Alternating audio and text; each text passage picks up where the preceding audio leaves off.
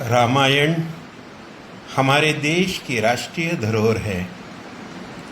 रामायण ऐसे राजा की कहानी है जिसके राज में जनता सुखी समृद्ध थी। उस राजा का नाम है प्रभु रामचंद्र। एक साधारण मानव अपने कर्मों से, कर्तव्य परायणता से कैसे देवत्व प्राप्त करता है, यह उसकी गाथा है।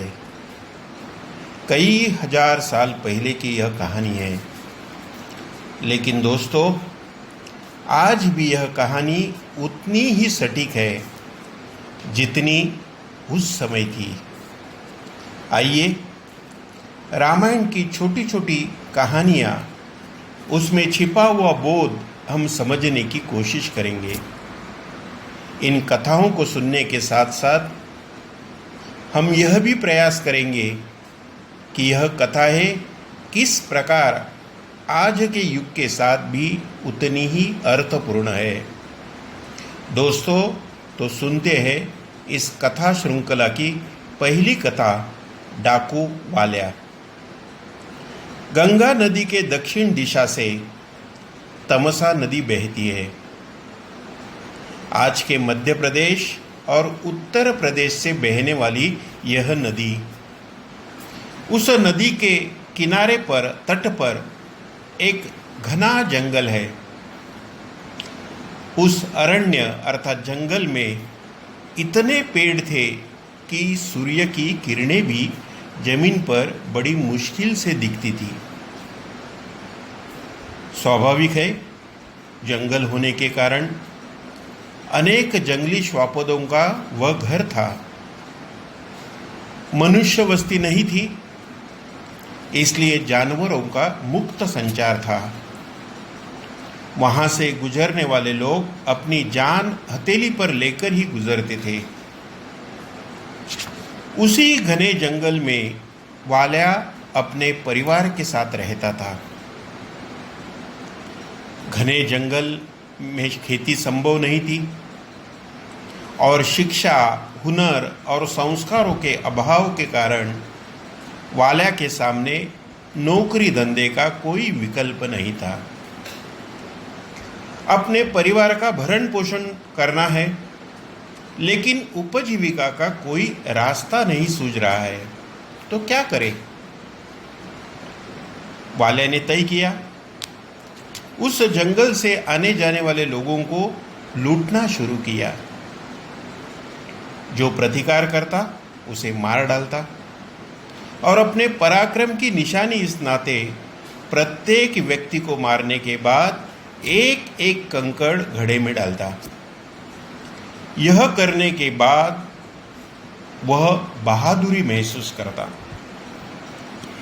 इसी लूटपाट की धन से उसकी गृहस्थी चल रही थी। एक दिन क्या हुआ, वाल्या हमेशा की तरह अपनी शिकार की तलाश में बैठा था। उतने में दूर से वीणा के मधुर स्वर सुनाई देने लगे। नारायण नारायण की ध्वनि बढ़ती गई। एक पल के लिए उसे सुकून की अनुभूति हुई, लेकिन तुरंत खुद के मन को संभालते हुए उसने विचार किया, गायक हो, साधु हो या और कोई, उससे क्या लेना देना। मेरे लिए तो सबसे बड़ा रुपया उनको मारना और धन लूटना। उतने में एक हाथ से वीणा और दूसरे में करताल बजाते हुए, मुंह से नारायण नारायण गाते हुए प्रत्यक्ष महर्षि नारद आ गए। अरे ओ नारायण के बच्चे, कहाँ जा रहे हो? मेरी इजाजत के बिना या पंछी भी पर नहीं मार सकता। निकाल माल, नहीं तो जान से मार डालूंगा। अरे पर क्यों क्यों? ये मेरा धंधा है, लोगों को लूटना और अपने परिवार का पालन करना। ये नारायण के बच्चे, वह कंकड़ों से भरा घड़ा देख रहे हो, पूरा भर गया है। इतने लोगों को मैंने लूटा और मार डाला है। फटाक कर निकाल माल, नहीं तो अब तेरी बारी है। अरे दोस्त, कितना बड़ा पाप कर रहे हो। निष्पाप असहाय लोगों की हत्या करना यह तो महापाप है। ये गोसावी, बकवास बंद कर। काय का पाप और पुण्य, ये मेरा धंधा है, धंधा। बीवी बच्चों को पालने के लिए मैं ये कर रहा हूं। अरे मित्र, जिनके लिए तू ये कर रहा है, जरा जाकर तो उनसे पूछ, क्या वे सब इस पाप में साझेदार है? इसमें पूछना क्या? मुझे पूरा भरोसा है वो हाँ ही कहेंगे। वाल्या, यह तेरा भ्रम है। जा पूछ कर आ, मैं यहां से भागूंगा नहीं। तू आने तक रामायण रामायण, नारायण नारायण जपता रहूंगा। नारद जी के शब्दों पर भरोसा करके वाल्या दौड़ते दौड़ते घर गया। वाल्या को देखते ही पत्नी और बच्चे भाग कर आए। पिताजी, पिताजी, हमारे लिए क्या लाए? जरा ठहरो, जरा इधर आओ सब। पहले मेरे सवाल का जवाब दो। आज तक आपको पालने पोसने के लिए मैंने अनगिनत लोगों की हत्या की है। क्या इस पाप में तुम साझेदार हो? पिताजी, क्या मजाक कर रहे हो? हमने तो आपको किसी को मारने के लिए नहीं कहा।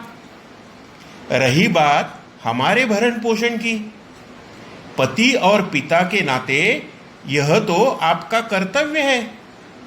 आपका कर्म आप जाने। आपके इस कर्म में हम भागीदार होने का प्रश्न ही नहीं उठता। यह सुनते ही बाल्या पर मानो पहाड़ टूट गया। वह हताश, निराश, दुखी होकर नारद जी के पास आया। मुनिवर, आपने तो मेरी आंखें खोल दी। मेरे पाप में भागीदार कोई नहीं बनना चाहता मुनिवर। इस पाप से मुझे मुक्ति दिलाइए मुनिवर। मुझे पश्चाताप हो रहा है। वाल्या, धीरज रखो, संभल जाओ। हताश होने की आवश्यकता नहीं। सुबह का भूला अगर शाम को घर आए तो उसे भूला नहीं कहते। जिसे अपने बुरे कर्मों पर पछतावा है वह यकीनन सुधर जाएगा। वाल्या सुनो, इससे मुक्त होने का अब एक ही मार्ग है। डकैती, लूटमार का धंधा बंद करो। श्री राम का अखंड नामस्मरण करो, तुम्हें मुक्ति अवश्य मिलेगी। जी मुनिवर, तथास्तु कहकर नारायण नारायण गाते नारद जी अपनी यात्रा पर निकल पड़े। दोस्तों, कहानी अभी पूरी नहीं हुई, पिक्चर अभी भी बाकी है। लेकिन दोस्तों, ये बताओ, अब तक जो भी कहानी आपने सुनी उससे क्या निष्कर्ष, बोध आपको मिलता है? सर, महापुरुषों का, गुरुजनों का उपदेश भटकी हुई जीवन नौका को सही रास्ते पर लाता है।